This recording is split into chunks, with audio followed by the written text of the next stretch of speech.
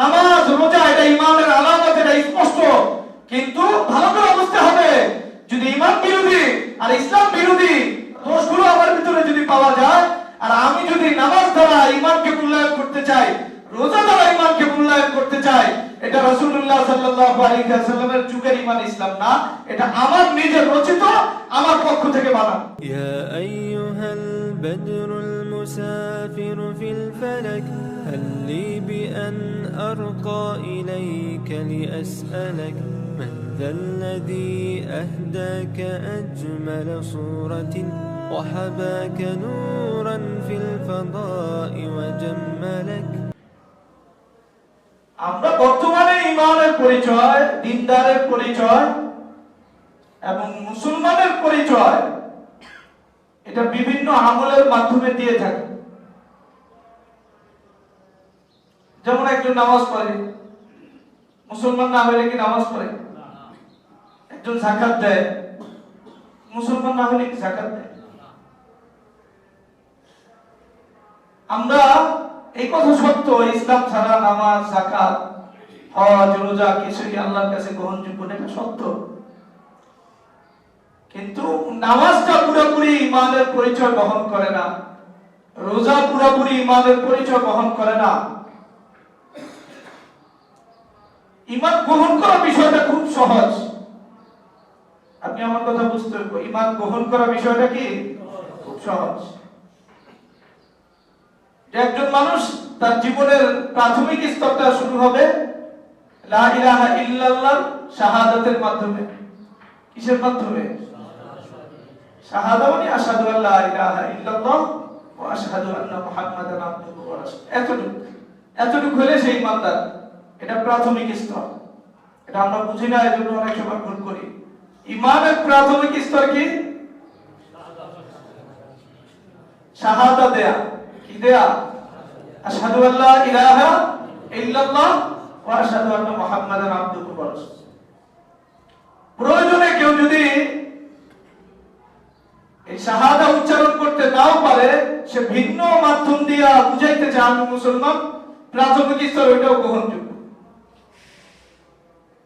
যেমন জিহাদের ময়দানে মুসলমানরা কোন ভূখণ্ডে আক্রমণ করছে, ওই লোকেরা লা ইলাহা ইল্লাল্লাহ জানে না, কিন্তু জানে যে সিজদা দিলে এটা বোঝা যায় যে আমরা মুসলমান বা ইসলাম গ্রহণ করছি, মুসলমান হয়ে গেছে। তারা যদি সিজদা দেয়, শরীয়তে এটা ধর্তব্য, হ্যাঁ এটা তার প্রাথমিক স্তরে ঈমান ধর্তব্য।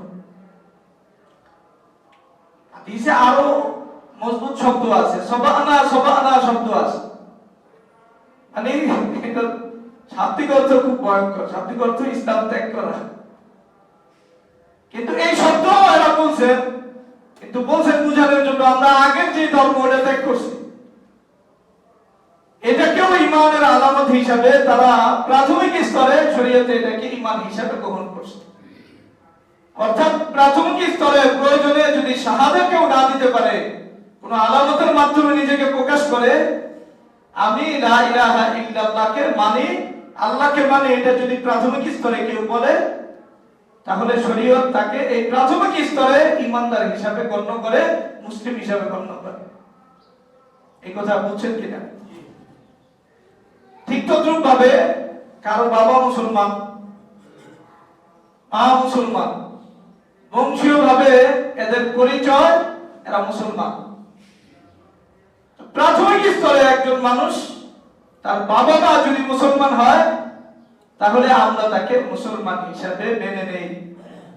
এই স্তরটা প্রাথমিক। আপনি কি আমার কথা বুঝতেছেন? কথা বুঝতে?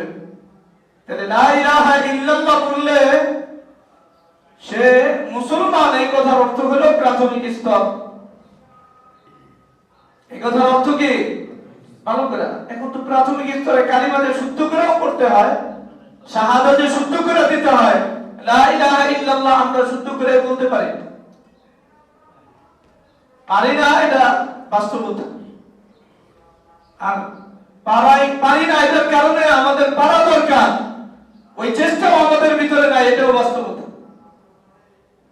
তাহলে প্রাথমিক স্তরে একজন মানুষকে মুসলমান গণ্য করার জন্য লা ইলাহা ইল্লাল্লাহ শাহাদা দিলেই আমরা তাকে মুসলমান গণ্য করতে পারি। অথবা কারো বাবা মা যদি মুসলমান হয় তাহলে প্রাথমিক স্তরে আমরা তাকে কি করতে পারি? মুসলমান গণ্য করতে পারি। কিন্তু আল্লাহ রাব্বুল ইজ্জতের কাছে গ্রহণীয় ঈমান সেটা হলো ঈমানের উপরে বাকি থাকা, ইসলামের উপর বাকি থাকা, ঈমান আর ইসলামের উপর ইস্তেকামত থাকা। পবিত্র কোরআনের ভাষায় আল্লাহ তাআলা বলতেছেন, আউযু বিল্লাহি মিনাশ শাইতানির রাজীম, ইন্নাল লাযীনা ক্বালু রাব্বুনাল্লাহ সুম্মা ইসতাকামু। যারা এই স্বীকৃতি দেয় আল্লাহ আমাদের রব, এরপরে এর উপর তারা একবারে মৃত্যু পর্যন্ত অটল থাকে, তাতানাজ্জালু আলাইহিমুল মালায়েকা আল্লা তাখাফু, এদের জন্য সুসংবাদ। তাহলে প্রাথমিক স্তরে কেউ যদি লা ইলাহা ইল্লাল্লাহ বলে অথবা কারো বাপদাদা মুসলমান থাকে, কিন্তু পরবর্তীতে এমন কোনো কিছু পাওয়া যায় যার দ্বারা তার পরিচয় ইসলাম বা ঈমানের সাথে ছিন্ন হয়ে যায়, মুসলিম এবং মুমিন হিসাবে সে পরিচয় দিতে পারে না, এমন যদি কোনো কিছু তার কাছ থেকে ঘটে, তাহলে শরীয়তে তার কোনো ভ্যালু নাই, তার কোনো দাম নাই, তার কোনো অবস্থান নাই, তার জন্য কোনো ধরনের সুসংবাদ নাই। আপনারা আমার কথা বুঝতেছেন? কথা এই ভূমিকা বলতেছে এই জন্য যে সামনে আমাদের এই কথাগুলি বুঝতে হবে। প্রাথমিক স্তরে একজনকে তার বংশ হিসাবে বাবা মা মুসলমান, মুসলমান মাইনা নেওয়া যায়, লা ইলাহা ইল্লাল্লাহর সাক্ষীর দ্বারা তাকে মুমিন মেনে নেওয়া যায়।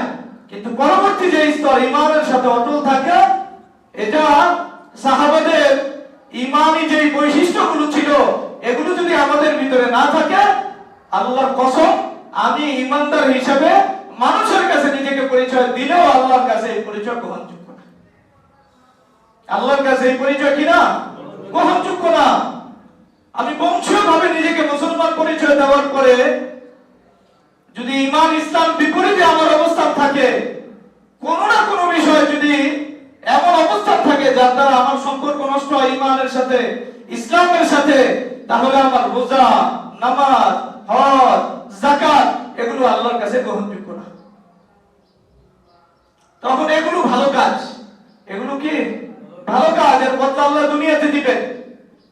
কিন্তু ঈমানের সাথে আমাদের পরবর্তী স্তরে যে সম্পর্ক, ইসলামের সাথে আমাদের যে সম্পর্ক, এটা না থাকার কারণে আমার এই রোজা, আমার এই নামাজ, আমার এই হজ, আমার কোনো কিছু আমাকে মুসলিম এবং মুমিন আল্লাহর কাছে পরিচয় করাবে না। কোন আলেম যদি তাকে মুসলমান ফতোয়া দেয় অথবা মুমিন ফতোয়া দেয়, আর যদি বাস্তবে ঈমান আর ইসলামের সাথে তার সম্পর্ক না থাকে, এই আলেমের ফতোয়া তার জন্য কার্যকরী না। আলেম যদি ফতোয়া দেয় সে মুমিন এবং মুসলিম, কিন্তু বাস্তবে তার সাথে আল্লাহর সাথে ঈমান এবং ইসলামের যে সম্পর্কের দাবি ওটা যদি সে অক্ষুণ্ণ না রাখে, তাহলে আল্লাহর কাছে সে মুমিনও না, মুসলিমও। তার কিন্তু যে আমল, এই আমলগুলো সর্বোচ্চ ভালো কাজ, সর্বোচ্চ কি কাজ? ভালো কাজ। দেখেন, ভালো কাজের দ্বারা কেউ মুমিন এবং মুসলিম হয় না। ফেরাউনের কথা আমরা যদি সামনে আনি, কার কথা? ফেরাউনের কথা। ফেরাউন ভালো কাজ করছে কিনা একটু চিন্তা করেন।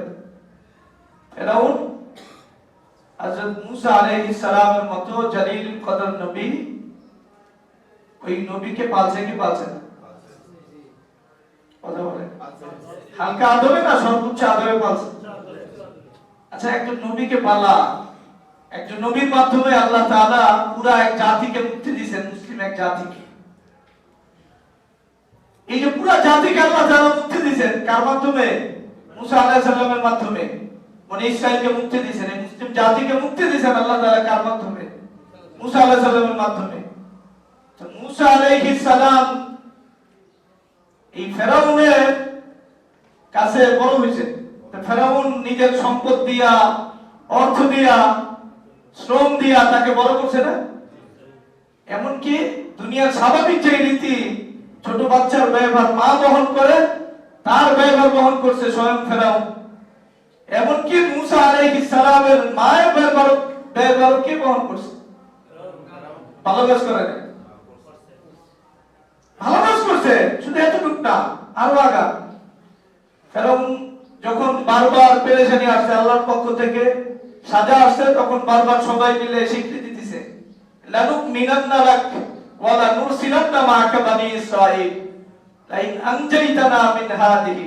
যদি এই বিপদ থেকে আল্লাহ আমাদেরকে বাঁচায় তোমার উসিলায়, তাহলে আমরা ঈমান আনব। এই কথা সে বারবার বলছে।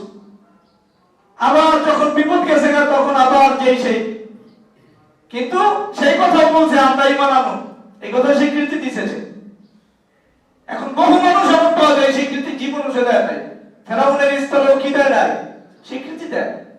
আরো আগা হযরত মুসা আলাইহিস সালাম যখন ফেরাউনের দরবারে আসতেন, এবং আসতেন কাকে নিয়ে? নিজের ভাইকে নিয়ে, হযরত হারুন আলাইহিস সালামকে নিয়ে। মুসা আলাইহিস সালাম আসার পরে ফেরাউনের সবচেয়ে বড় দাবি ছিল আনা রাব্বুকুমুল আলা, আনা আমি সর্বশ্রেষ্ঠ খোদা, এটা রব, এটা দাবি করছে কে? আমি সর্বশ্রেষ্ঠ রব, এটা ফেরাউন দাবি করছে। মুসা আলাইহিস সালামের বিপরীত কথা বলছে। মুসা আলাইহিস সালাম আল্লাহ রাব্বুল ইজ্জতের রুবুবিয়্যাতের প্রকাশ বিভিন্ন আয়াতে করেছেন।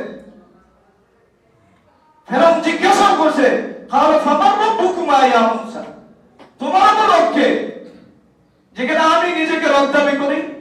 কাল রাব্বুল্লাযী আ'তা কুল্লা শাইইন খালকাহু সুম্মা হাদা, আমার রব যিনি সবকিছু বানাইছেন, এরপরে তার জীবন ব্যবস্থা উপকরণ কি হবে ওই সব কিছু তার ভিতরে আল্লাহ তাআলা শিখায় দিয়েছে।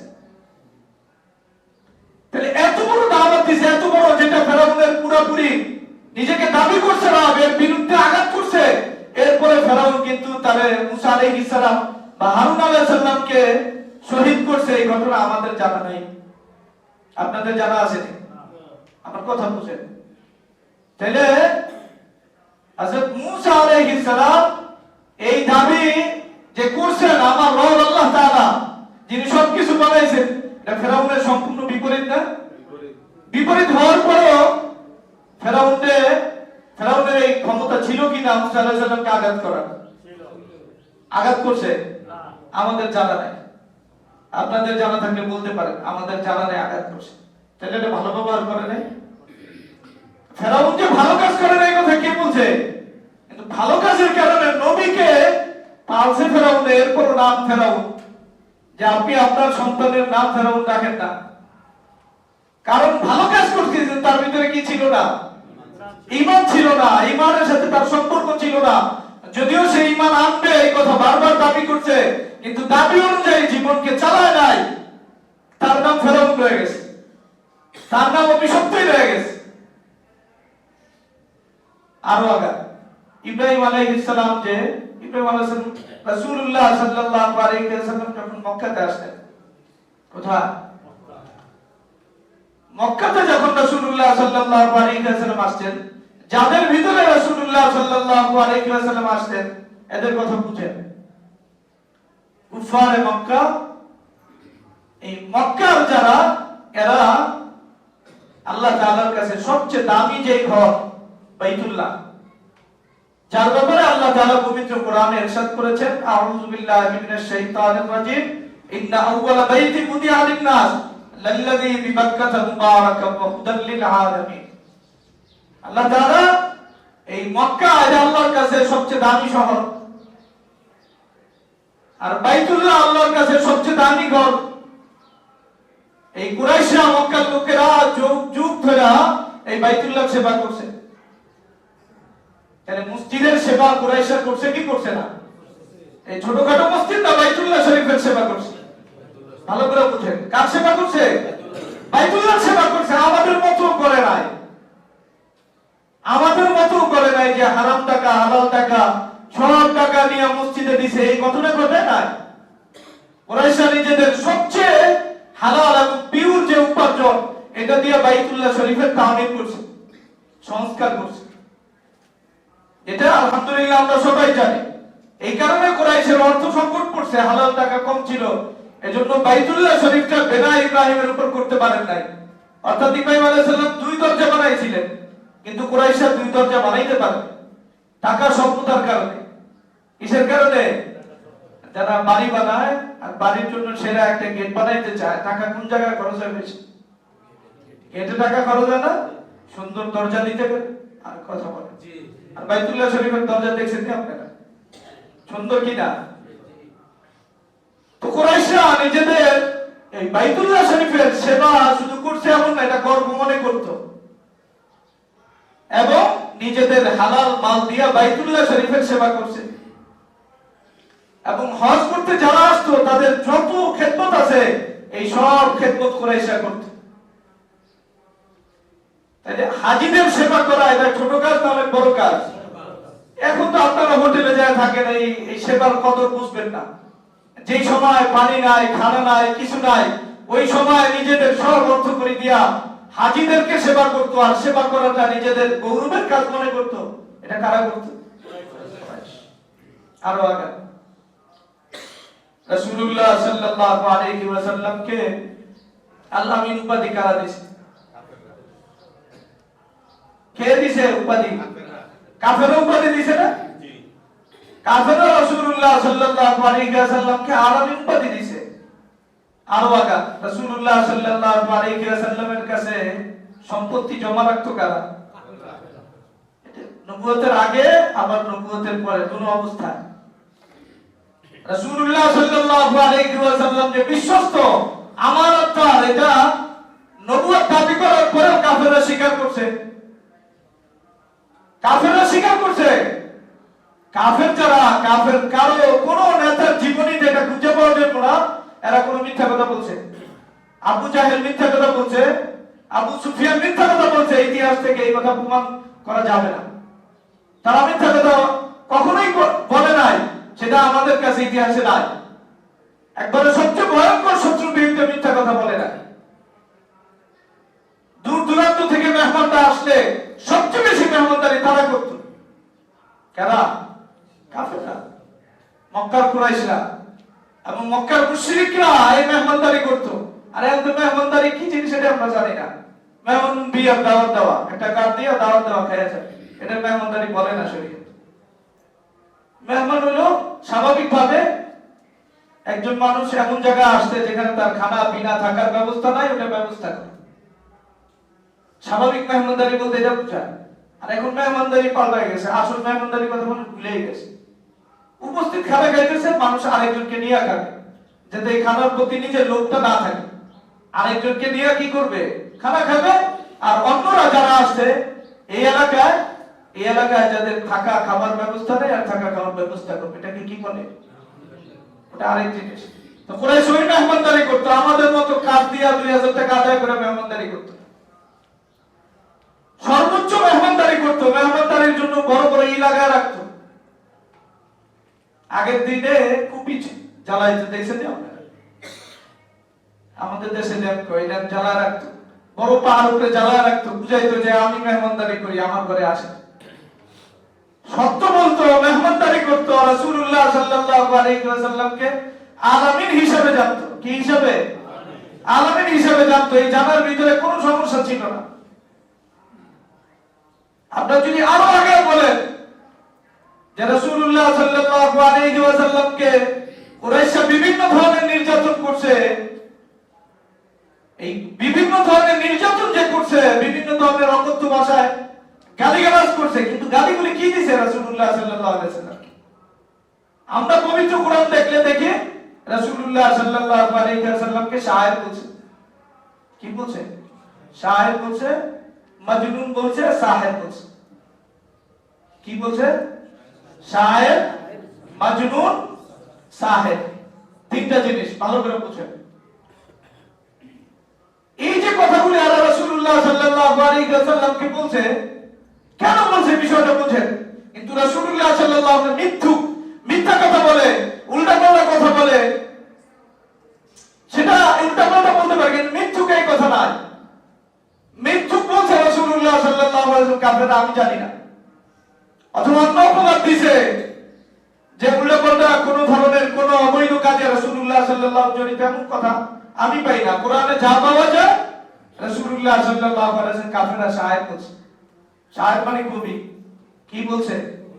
ভালো করে বুঝতে হবে। আরবে ওই সময় সবচেয়ে সম্মানিত ব্যক্তি যারা, এদের নাম ছিল কবি। আরবরা কবিদেরকে ইজ্জত করত এবং ওই কবিদের বিভিন্ন কবিতা বাইতুল্লাহতে টানায় রাখতো। আমার কথা বুঝতেছেন? তাহলে আরবদের কাছে কবি হওয়া এটা অনেক বড় অপরাধ না? ওদের কাছে সুনামের বস্তু ছিল। আরবদের কাছে কবি হওয়া ওই সময় এটা সুনামের বস্তু ছিল। এটা ঝুলে রাখতো কবিদের কবিতা। কিন্তু আরবরা মনে করতো কবিরা বিনোদন দেয় মানুষকে। এই সাহিত্যের মাধ্যমে কি দেয়? বিনোদন দেয়। মানে কবিতা করলে মানুষের ভালো লাগে, ওই বিনোদন। এটার সাথে বাস্তব জীবনের কোনো সম্পর্ক নাই। এজন্য বুঝাইতো যে কবিদের কবিতা যেমন মজা লাগে, এই মুহাম্মদের সাল্লাল্লাহু আলাইহি ওয়াসাল্লাম ওনার যে কথা, ওই কথাও তোমাদের এমন মজা লাগে। তার মানে কবিতা যেমন বাস্তব জীবনে তোমরা গ্রহণ করো না, ঠিক তদ্রূপ ভাবে কোরআনকেও তোমরা বাস্তব জীবনে কি করো না? গ্রহণ করো না। বাকি কবি যে বিষয়টা ভালো করে বোঝেন, এই কবি বিষয়টা আরবের কাছে এমন বিষয় ছিল না যেটা নিন্দিত ছিল, বরং আরবের কাছে এটা প্রশংসিত বস্তু ছিল। বাকি কবিতা এটা জীবনের সাথে সম্পর্ক নাই, এটা হলো মানুষ এনজয় করে, বিনোদন নেয়, এমন একটা বিষয়। ঠিক তোমরা মুহাম্মদের কথা সাল্লাল্লাহু আলাইহি ওয়াসাল্লাম সর্বোচ্চ নিও বিনোদন হিসেবে নিও। কি হিসেবে নিও? বিনোদন হিসেবে। এরপরে আসেন সাহেব বলছে, মানে যে যায় এই কোরআনের আকর্ষণে এমন মুক্ত হয়ে যায়, রাসূলুল্লাহ সাল্লাল্লাহু আলাইহি কথায় এমন মুক্ত হয়ে যায়, এটা জাদু করছে বা বান মারছে, পাগল করছে, এছাড়া অন্য কোনো শব্দ এরা খুঁজে পায় নাই। এজন্য এরা কি বলছে? সাহেব বলছে। দেখেন এক হিসাবে এই শব্দগুলো এমন না যে রাসূলুল্লাহ সাল্লাল্লাহু আলাইহি ওয়াসাল্লামকে এরা মিথ্যা প্রতিপন্ন করছে এবং রাসূলুল্লাহ সাল্লাল্লাহু আলাইহি ওয়াসাল্লাম মিথ্যা বলছে না, এই কথা বলেই নাই। বরং এরা সাহেব বলছে জাদুকর, ওখানে কেউ গেলে জাদুগ্রস্ত হয়ে যায়। পাগল বলছে রাসূলুল্লাহ সাল্লাল্লাহু আলাইহি ওয়াসাল্লাম। কি বলছে? এটা প্রেক্ষাপট আছে পাগল বলার কারণ কি? কারণ কুরাইশ আসছে রাসূলুল্লাহ সাল্লাল্লাহু আলাইহি ওয়াসাল্লামের কাছে, তাদের কাছে আছিল দুনিয়ার শোভা সৌন্দর্য, দুনিয়ার দাম। কুরাইশ আসছে, আসার পরে রাসূলুল্লাহ সাল্লাল্লাহু আলাইহি ওয়াসাল্লামকে প্রস্তাব দিয়েছেন, তোমার যদি সম্পদ দরকার হয় আমরা সব আরবের সম্পত্তি তোমার দিব, রাজত্ব দরকার হয় আমরা রাজত্ব দিব, আর যদি আরবের সবচেয়ে সুন্দরী রমণী তুমি বিবাহ করতে চাও ব্যবস্থা হবে। কি চাও তুমি? ওই যুগে বুঝেন, যে যুগের মানুষের কাছে সম্পদ, রাজত্ব এবং সুন্দরী নারীকে বিবাহ করা সবচেয়ে দামি বস্তু, ওইগুলো প্রস্তাব দিয়েছে রাসূলুল্লাহ সাল্লাল্লাহু আলাইহি ওয়াসাল্লাম। কে গুলি নাও? রাসূলুল্লাহ সাল্লাল্লাহু আলাইহি ওয়াসাল্লাম এগুলো প্রত্যাখ্যান করছে। এজন্য এরা বলতেছে মাথায় সমস্যা আছে। কি সমস্যা? কারণ মাথায় সমস্যা না হলে এত বড় বড় প্রস্তাব কেউ প্রত্যাখ্যান করে? সর্বোচ্চ নারী আমরা দিলাম বিবাহের জন্য, আবার অর্থ করে দিতে চায়, সম্পদ দিতে চায় না, মাথায় সমস্যা। এজন্য বলছে পাগল। এজন্য কি বলছে? পাগল মানে আমি মাথা নষ্ট, এই কথা না। এবং মিথ্যা কথা বলে এই কথা তারা কোনোদিন বলে নাই। বলছে বাস্তব অবস্থা থেকে, পাগল না হলে এই কাজ কেউ করে? আমরা দুনিয়াতে কেউ যদি একবারে দামি সম্পত্তি বিক্রি করে গ্রামে চলে যায়, আমাদেরকে কি করে? মাথায় উৎসাহ রয়েছে, কি রয়েছে? পরিবারের সবাই চাইছে, আর কোনো কাজ নাই গেলে একবারে দামি সম্পত্তি একবারে করে দিল, মাথা নষ্ট। কুরাইশ এই কথাগুলি বলছে। বর্তমানে মুসলমান নামধারীরা রাসূলুল্লাহ সাল্লাল্লাহু আলাইহি ওয়াসাল্লামকে যে সমস্ত অপবাদ দেয়, এর কল্পনাও কুরাইশ করে নাই। ভালো করে বুঝেন, এই কল্পনাও কুরাইশ করে নাই। কুরাইশ যা বলছে, সাহেব বলতে চাইছে, জাদুকর বলতে চাইছে, বলতে চাইছে মাজনুন। অর্থাৎ এত বড় বড় দাবি প্রত্যাখ্যান করে কেউ? তাহলে কুরাইশরা ভালো গুণের পাশাপাশি রাসূলুল্লাহ সাল্লাল্লাহু আলাইহি ওয়াসাল্লামের কথাকে মিথ্যা বলেন নাই, মিথ্যা বলে নাই কুরাইশরা। এবং রাসূলুল্লাহ সাল্লাল্লাহু আলাইহি ওয়াসাল্লামকে মিথ্যুক বলছেন এমন আমার জানা নাই, বলে নাই। তাহলে এত ভালো গুণ যারা বাইতুল্লাহকে পুরাপুরি কি করছে?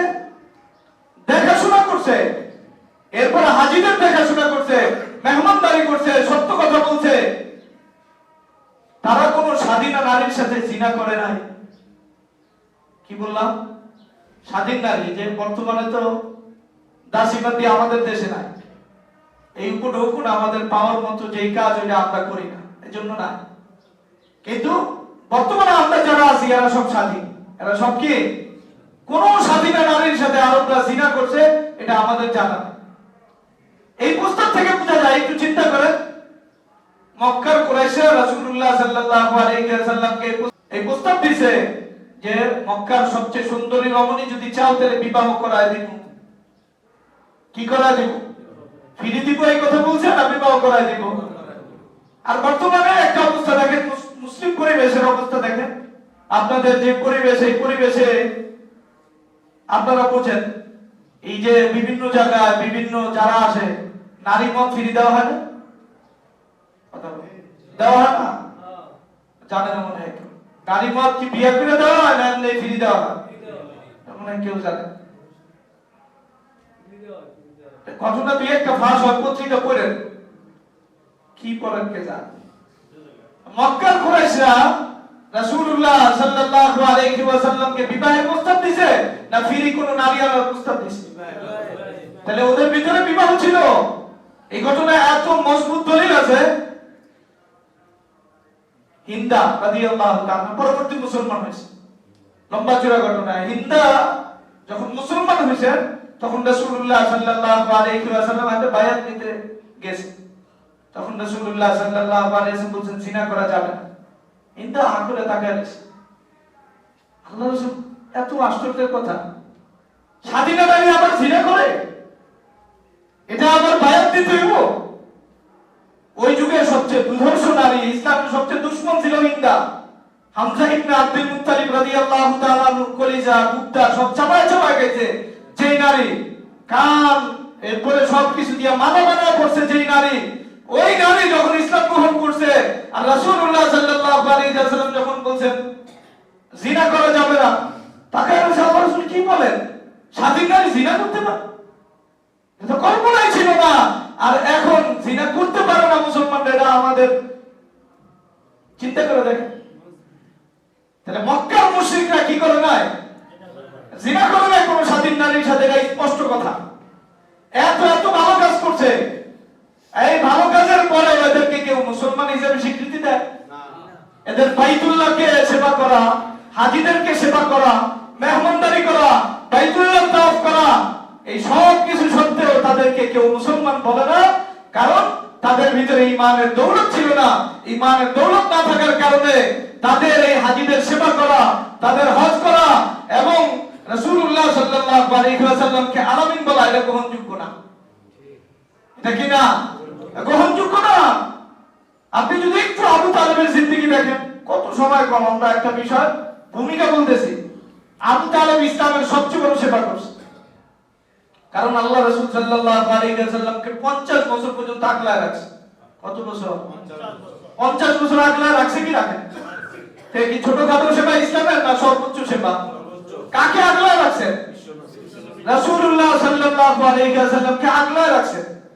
শুধু আগলাইছেন এমন না, রাসূলুল্লাহ সাল্লাল্লাহু আলাইহি ওয়াসাল্লামের গায়ে কোনো আঁচল লাগতে দেন নাই, কোনো আঁচল লাগতে দেন নাই। এতটুকু না, আরো দূর আছে। একবার মৃত্যুর সময় রাসূলুল্লাহ সাল্লাল্লাহু আলাইহি ওয়াসাল্লাম এই কালিমা শাহাদা যখন উচ্চারণ করতে বলছেন, তখন রাসূলুল্লাহ সাল্লাল্লাহু আলাইহি ওয়াসাল্লাম যখন বারবার আবু তালেবকে এই কথা বলছেন, তখন আবু তালেব এই কথা বলছে, ওয়ালাকাদ আলিমতু বিআন্না দীন মুহাম্মাদিন মিন খায়রিল আদিয়ানিল বারিয়াত দীনা লাউলাল মালামাতু ওয়া হিদার মুসাব্বাতিন লাওয়াজাদতানি সামহাম বিদাকা মুবিনা। আমি জানি তোমার দিন পৃথিবীর সেরা দিন, এর ভিতরে আমার কোনো ডাউট নাই, কোনো সন্দেহ নাই, কোনো সন্দেহ নাই, আমি জানি। লাউলাল মালামাতু ওয়া হিদার মুসাব্বাতিন, যদি কুরাইশ আমাকে তিরস্কার না করত, যে আবু তালেব মৃত্যুর আগে ভাতিজার কথা বাইনা ফলাইছে, বাপ দাদারে ছেড়ে দিছে, বাপ দাদার ঐতিহ্য ছাড়ছে, এই তিরস্কারের ভয় যদি আমার না থাকতো, লাওয়াজাদতানি বিদাকা সামহাম মুবিনা, আমাকে তোমার কথা, তোমার দাবির পক্ষে সত্যে বিনীত এবং সবচেয়ে অনুগত পাইতে। ভালো করে বুঝেন, রাসূলুল্লাহ সাল্লাল্লাহু আলাইহি ওয়াসাল্লাম সেবা দিছে, দিল থেকে মাইনা দিছে। এই সব কিছু করার পরেও শরীয়ত তার ব্যাপারে মুমিন হিসাবে স্বীকৃতি দেয় নাই।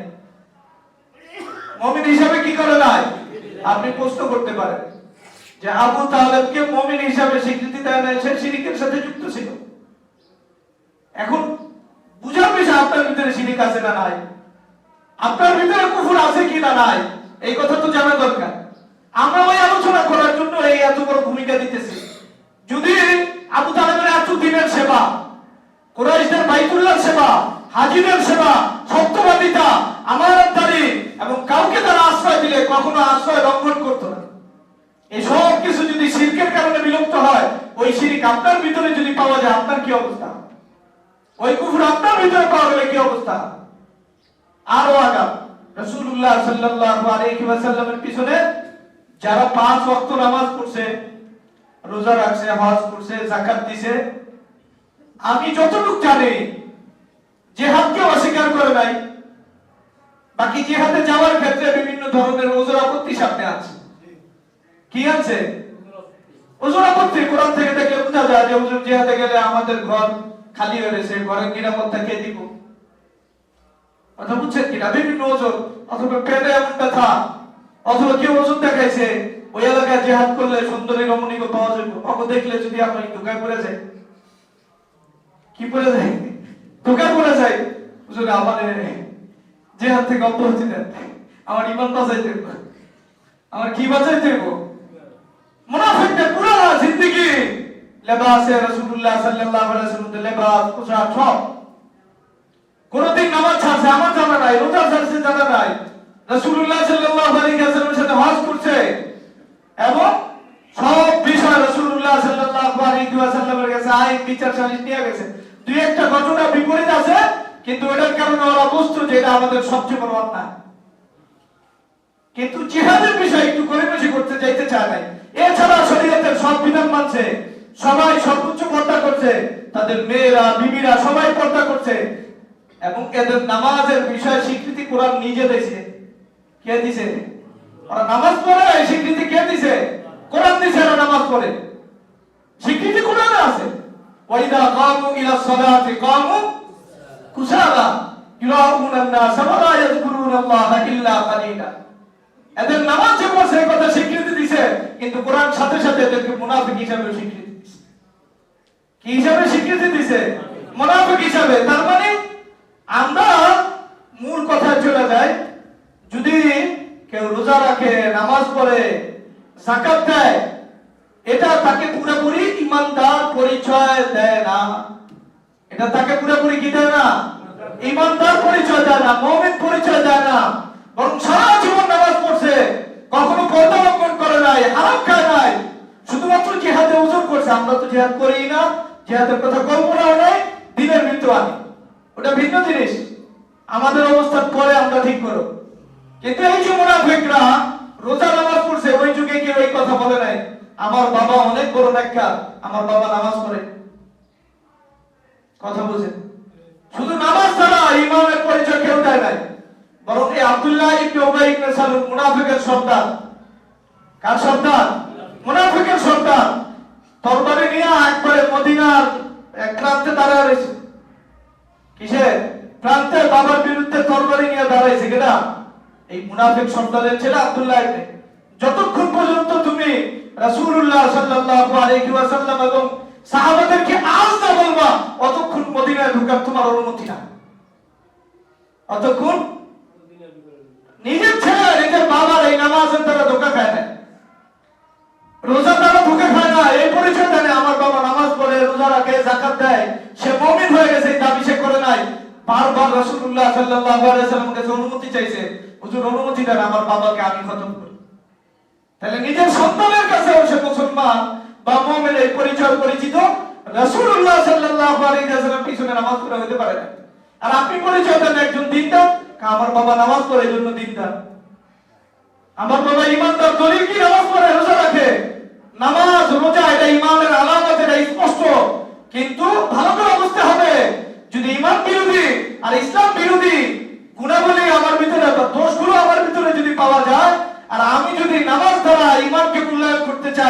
রোজা দ্বারা ঈমানকে মূল্যায়ন করতে চায়, এটা রাসূলুল্লাহ সাল্লাল্লাহু আলাইহি ওয়াসাল্লামের যুগের ঈমান ইসলাম না, এটা আমার নিজের রচিত, আমার পক্ষ থেকে বানানো। সংক্ষেপে এই কথা, রোজা, নামাজ এগুলো যদি ঈমানের সাথে যুক্ত থাকে তাহলে এগুলো আল্লাহর কাছে গ্রহণ হবে এবং এটার দ্বারা ঈমানের পরিচয় দেওয়া যাবে। কিন্তু ঈমান বিরোধী কোনো কাজের সাথে যদি আমি জড়িত থাকি, ইসলাম বিরোধী কোনো অবস্থান আমার ভিতরে থাকে, তাহলে আমার রোজা, নামাজ এগুলোর দ্বারা আমার পরিচয় মুসলমান আল্লাহর কাছে হবে না, আপনাদের কাছে, সমাজের কাছে হতে পারে, আল্লাহর কাছে হওয়ার কোনো সুযোগ নেই। এটা সর্বোচ্চ ভালো কাজ, যে ভালো কাজ আমরা শুরুতে বলছি ফেরাউন করছে। কে করছে?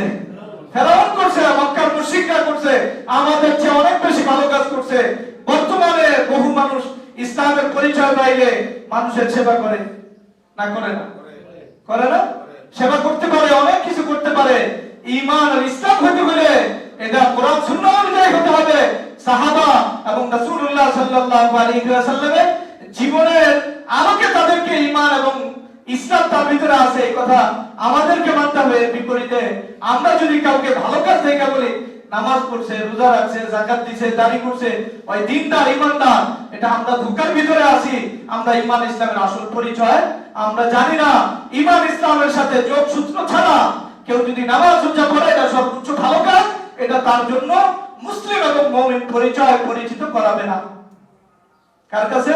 আল্লাহর কাছে। এজন্য আমরা মুমিন আর মুসলিম হয়ে দুনিয়া থেকে যাওয়া লাগবে কি লাগবে না? এই শারায়েতগুলো আমরা আলোচনা করব, ওই গুণাবলী আলোচনা করব, যেই গুণাবলী সাহাবায়ে কেরামের ভিতরে ছিল এবং সাহাবায়ে কেরাম যেই গুণাবলীর দ্বারা ঈমান আর ইসলামের উপর ইস্তেকামতের সাথে ছিলেন। আল্লাহ তৌফিক দান। আমিন। এগুলো গুরুত্বপূর্ণ কি গুরুত্বপূর্ণ না? মানুষ রোজা, নামাজ এগুলোকে ইসলাম মনে করে, এগুলো ইসলামের একটা বিধান। ইসলাম ভিন্ন জিনিস, ঈমান ভিন্ন জিনিস। ওটা তার জায়গা মতো থাকলে ঈমান ইসলাম সাথে পাশাপাশি যদি আমার রোজা নামাজ থাকে, ওকে। এর বাইরে আমি ঈমান ইসলাম ছাড়া আমি ভালো কাজ করলে আমার এই ভালো কাজ আল্লাহর কাছে গ্রহণযোগ্য না। আল্লাহ আমাদের বুঝার তৌফিক দান। আমিন। আমিন ওয়া আখিরু দাওয়ানা।